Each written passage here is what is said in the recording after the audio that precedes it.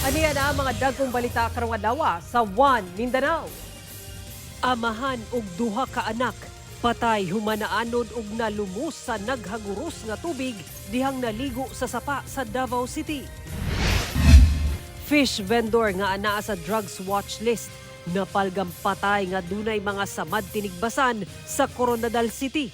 Laing 51 anyos nga babae nga gituuhang nalumos napalgam patay sab sa maong syudad.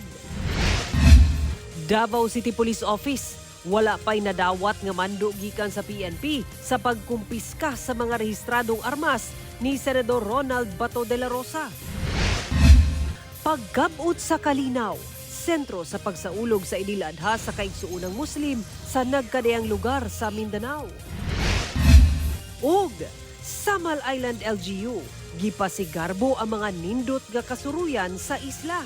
Busa, pagmintinar sa kahilo, ilang ginapadayon aron magpabilin ang kanindot sa isla.